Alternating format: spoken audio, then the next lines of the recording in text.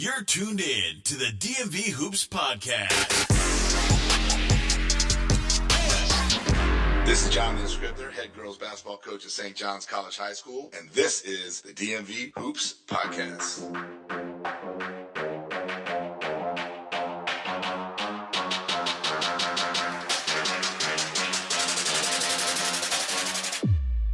Welcome to the DMV Hoops Podcast, the DMV's home for high school basketball.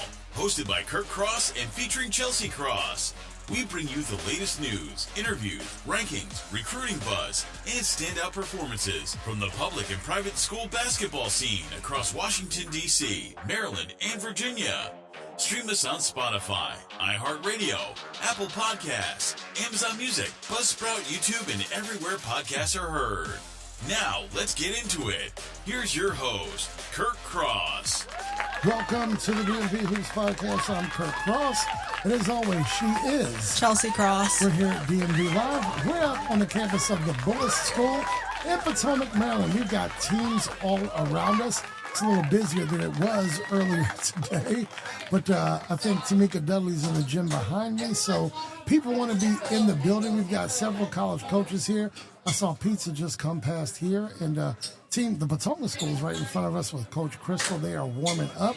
How did they do earlier today, Chelsie? I don't remember if they won. I think they fell a bit short earlier. He fell a little bit short. They fell a little bit short earlier. We're joining us now. It's Coach Geno Williams. Coach, welcome to the podcast, sir. Oh, it is such an honor. This is so cool. Well, our job, Coach Geno, is to bring awareness to the sport, but especially on the girls' side of basketball. You know, everyone knows all the boys' teams, the team takeovers, the Durant, the Carmelo. You know, there's a team for every boy out there, but not as much on the girls' side. So we're happy to be here in the girls' space for the live period. Coach Geno, what's up? How you doing, fella? Oh, man, super blessed. I'm super blessed. I love coming to the DMV Live, especially here at Bullis. It has a different feel to it, you know. It's like we're all in the same space, but we're kind of not, you know. But the talent level is amazing in both gyms. It's like playing ping pong because I got to keep going back and forth to each gym. It's just so talented. Absolutely, it is. And tell me this. Now, I don't know enough about you, so I have to ask the question. Are you on the girls' side and the boys' side, or just the girls' side? So technically I'm only on the girls' side, but I do still train boys here and there. Okay. But most of my work the last 12 years has been on the girls' side. All right. So for our listeners who don't know who Coach Geno is, Coach, tell us who you are, what you do, and why are you here? Why are you in this space? So I'm Coach Geno. Most of you probably know me as Mr. Phone Book of AAU. I'm a national scout. I'm an evaluations coach, scout, however you want to put it. I also am the grassroots directors of the United Scholars girls program, 3rd through 8th grade. And today I'm here kind of just, you know, trying to find some talent. The biggest thing that I do is help college coaches you know, try to find the hidden gems that we have here in the DMV.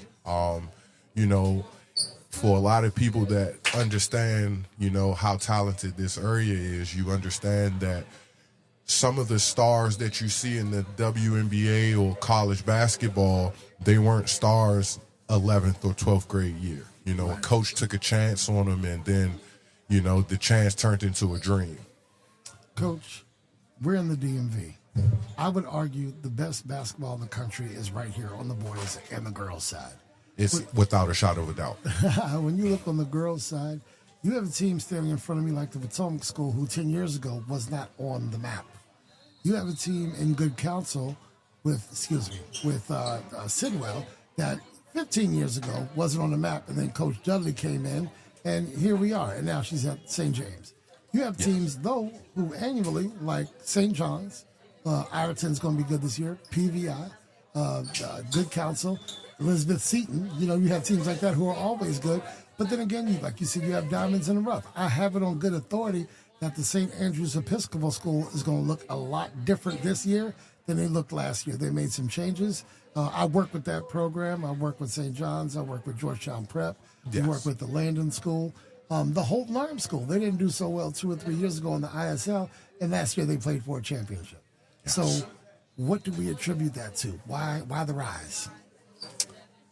If you truly ask me that question, I'm going to tell you it's the grassroots basketball. Okay. And a lot of it starts with, I'm not sure if you're familiar with Kenneth Pennell.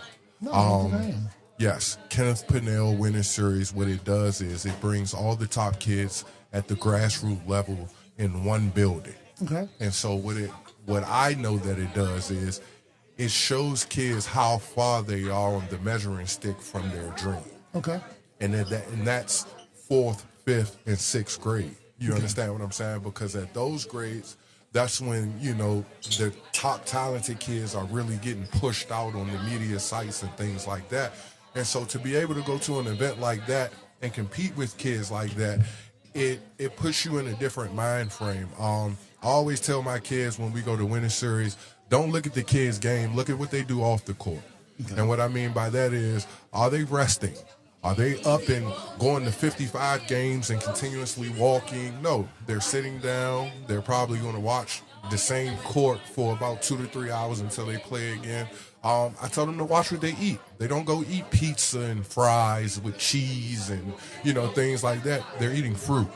You know what I mean? And so Winning Series is a great place to pick up how you're supposed to be a great basketball player on and off the court. So I credit that and just the overall dog that we have here in the DMV. Whether it's county ball, rec ball, pickup, you understand what I'm saying? Like, there's just a certain type of aggression to it that keeps the players coming to the top. I failed to mention teams like Mount Zion, St. Francis. Yes. On the public school side. Yes. You've got teams. RM made it there. The Whitman girls are always good. The Whitman girls are, yes. I seen them yesterday, actually. They played Coolidge over at the DC Live Period. What about Coolidge? What about those girls? Oh, Coolidge. You know the coach over there? Yes, I know the coach over there. Tell me anything you know about him, and I'm going to tell you something I know about him. I know he won a DCIAA championship with the school before he got to Coolidge. Did you know that he was one of my football players back in the 90s? I did not know that. I coached him. Yes, okay. That's Derek Davis over there. Yes, he is. I coached him years ago. Let me tell you, he was a bad boy on the football field. Man, he's a bad guy coaching. Right. I watched him take a group of girls who were rugged, and he taught them how to play basketball the right way. Because a lot of kids think just because they can put the ball in the hoop. I'm sorry, guys, I'm 6'6". They thought, a lot of kids think, and parents think that just because they can put the ball in the hoop, that's going to get you to the level of basketball that you want to get, and that's not it. I always tell people your character is probably the main important thing to becoming any level of basketball play on the next level, Division I, Division II, or Division III, but mainly if you want to go Division I, your character has to speak volumes. Where are you from? I'm from Capitol Heights, Maryland. Where did you play ball?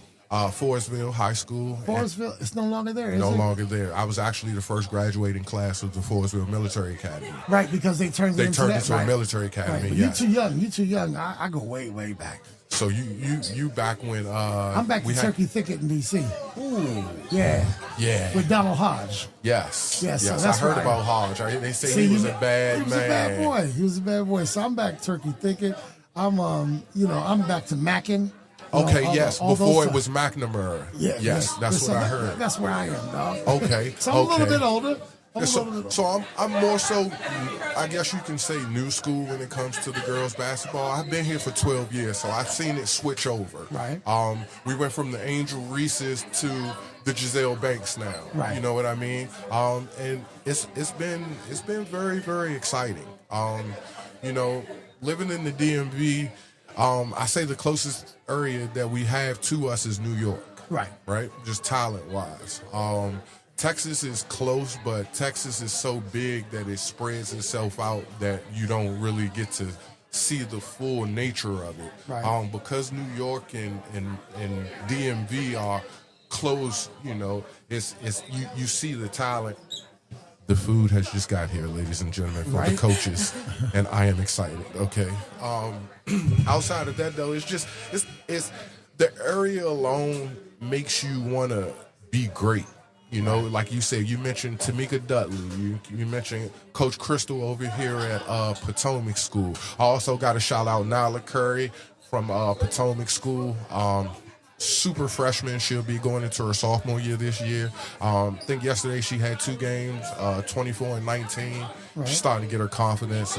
Shout out to the Mamba Nye. You got St. Francis coach. This is Coach Nike's first year. She's been with the program for, I can't even count how many years. She was there when Angel Reese was there. Right. You know what I mean?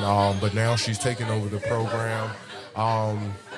You know, you got schools like who's actually about to play now, Catholic. They're from deep down in Virginia, like that Richmond area. They have a kid, Riley. I've known her since she was like 3rd grade. You know, I've seen how her dad used to make her play up all the time, right? And most people think when you play up, it's kind of for like clout. But for them, it was to make sure that she was ready for the moment now. And we were just sitting here talking about it before I sat down, you know, me and her dad. Like, I remember how she used to just get thrown all around the court, and she got right back up. She never complained, and you see it now. You know, she doesn't get bumped all around the court like how she does, but you know, she bounces right back up. She had something on her elbow today, and I was like, "Are you going to play?" And she gave me this crazy look, like, "You know I'm going to play." You know what I'm saying? And I was just like, I don't even know why I asked you, baby sis. I'm sorry, you know. Right. So, the area is growing. Like you say, Coach Sam, he does an amazing job with the kids that he gets over at Mount Zion. I'm not sure if you're familiar with Coach Boogie. He's back this year. He's over at Bethel. Okay. Yes, he was actually over at Mount Zion. He was coaching the girls. Coach on the boys' side too. Yeah, Shamsuddin is over there. And okay, we have to pause for a minute. Mm-hmm. What about, his name is escaping me right now, the coach of Bullis, right here. He's done a hell of a job. They were at the Chipotle National. Yes, I think they got to the championship. I think you're right. Yes, they played DME. Right, and I got a banner behind me for a young lady who, she got one of those banners as a sophomore, as a junior, and I'm guessing she'll get one as a senior. As a senior, yes. So her name is Ivana, but I call her MVP Anna, because it's like, I always tell people, when it comes to Yvonne, I remember the day that the world got introduced to her. She was in the 6th grade, and they had this camp called the Neo Camp. I think they do it out in Ohio or something like that. And she wound up playing the camp director one-on-one. Okay. And she made him fall. Right. And it hit every social media platform that they had at the time. And I just seen how her confidence started oozing, and then, like I said, the hype came with the oozing of confidence, and now she's just a supreme dominant player. Chelsie, what you got? Coach, you mentioned how you help find these diamonds in the rough. Yes. So I'm not sure if you know how to answer this, and if you don't, that's all right. But if I'm a kid who maybe isn't so blessed to have a one-on-one trainer, or I don't have all this money to go to all these tournaments all over the country, but I want to play in college, what do I do? How do I make sure I stay fit? How do I get that exposure? What do I do? The biggest thing is, you know, I always tell people that you don't follow other people's journeys, but at the same time, you do want to take some habits from people's journeys. And then outside of that, you constantly... So we're in a day and age of where everything that you need is on the internet. Every college coach's email, every college coach's phone number. You have to send your tape. You have to, you know, send if you got to, send handwritten letters. You have to grab these people's attention. That's the biggest thing, grabbing their attention. And like I said, your character will speak way louder than your game ever would. So I would just say, you know, do your own recruiting. And what I mean by that is, like, have schools that aren't delusional. You understand? You know, people don't understand, but at the Division I level, you have low, mid, and high. You understand? And most kids are going to be low. You know, if you're not in that top 100, then, you know, chances are you're not really going to get that Power 4 school that you dream of. So, there are a lot of lower level Division I schools. So, just go after what you think, your game fits. Coach, there are a lot of opportunities for these young ladies to play. Be it showcases, be it DMV Live, be it tournaments, jamborees. It's the AAU scene, which I'm not, I make no secret about it. I'm not a huge fan of the AAU scene. I think there's some great programs, and then there's some terrible programs. And in a nutshell, I'm paying $4,500 for my kid to play. I got to pay $40 to go see them playing a game. Yes. And they might get 2 or 3 minutes, but they got great jerseys. They look, the book bags be amazing. Right? The socks are like $18, but hey, And I just don't know that we're all doing it for the right reasons. And parents, I will tell you a few things that I think parents should know. Number one, the coaches are recruiting you too. If you act a fool, they don't want your kid on the team. Nope. Right? I've seen it happen firsthand. Number two, parents, watch their social media. I know of a story where a Division I coach recruited a girl. She was in a picture with a solo cup in her hand. Doesn't matter what was in the cup. He pulled her scholarship. Yep. Okay? And number three, don't fall in love with the big-time program, the AAU program, if your kid's only going to get 1 or 2 minutes. Trust me. I'm a firm believer. Now, maybe this is too old school. I'm a firm believer. If your kid is worth that AAU program and the big-time exposure, they're not going to ask you to pay. They want you to be on that team. And so that's the biggest thing that I always try to tell people to – hold on one second. Nyla. Kill. That's the biggest thing that I tell coaches, parents.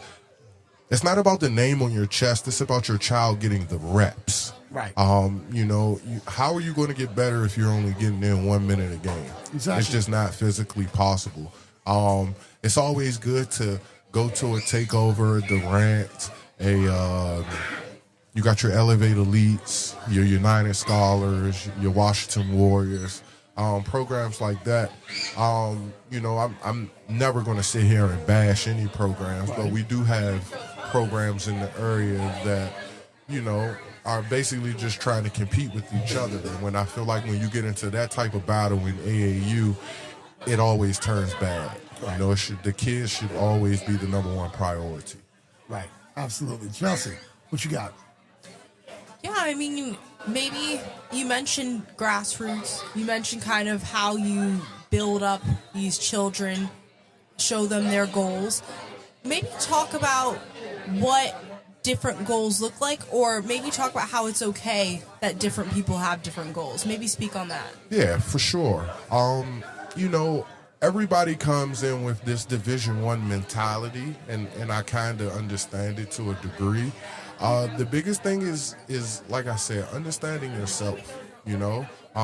Understanding who you are will always allow you to be able to get the blessings that you deserve. The grassroots level has definitely paved the way for a lot of kids in the DMV because, like I said, in the DMV, all we sit and do all year long is beat up on each other. You know what I mean? Like, I'm constantly going up against the takeovers and the Durants and and I feel like, having them in our backyard is a blessing.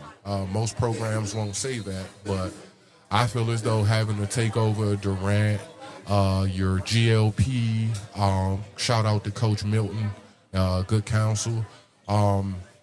Having those programs, they teach you how, when you're doing it the right way, you'll see how you're supposed to do it. Coach, we thank you for being here, number one. For sure. Number two, I know him. Why do I know this cat right here?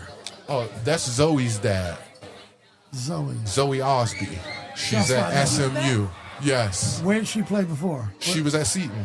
Seton. That's why I know him. That's why I know her. So I call the games for St. John's. So I see all the WCSC teams. Oh, yeah. On the boys and girls side. That's why I've seen her before. Yeah, she's burnt St. John's up a couple times. Yeah, right? Yes. But don't forget now, there was a time where Kendall Walker was there. Listen. And the only thing that beat her was COVID. Super Kendall is her name. I call her name. But I was also fortunate enough to call AZ Fudd's games. I was behind the mic for all her games. So I've been blessed. What I got to see. I actually, so 1 year I was with GTS Fusion, which is AZ Fudd's mom and dad's AAU program. Right. We were on the UA circuit. And seeing behind the scenes, Right. how much they love on AZ and, just motivate her and keep her afloat was amazing. It kind of helped me with a lot of athletes that, because I'm not going to say AZ is an introvert, but she doesn't talk a lot. You know what I mean? And so it helped me with the kids that I had that didn't talk a lot to see how you love on them and things like that. So I'm forever grateful for Katie and Coach for definitely showing me, just little pieces of diamonds. Right. For Right. sure. Well, Coach, we're going to see you again. We won't. We're going to leave here before too long, and we won't be here tomorrow. But we'll be at the boys' live period next week, and there's no way that we're going to be in this space and not catch you again. Oh, you already know. Ladies and gentlemen, we'd like to thank for coming to the podcast, Coach Geno Williams. Thank you, sir. Thank you Thanks for for having tuning me. in to the DMV Hoops Podcast, your home for high school basketball coverage across the DMV. Be sure to subscribe, follow, and share the show on Spotify, Apple Podcasts, iHeartRadio, Amazon Music, YouTube, Buzzsprout, and everywhere podcasts are heard. Follow us on Instagram and X at DMV Hoops Podcast. The DMV Hoops Podcast is hosted by Chelsie Cross, featuring Chelsie Cross. Thanks for listening.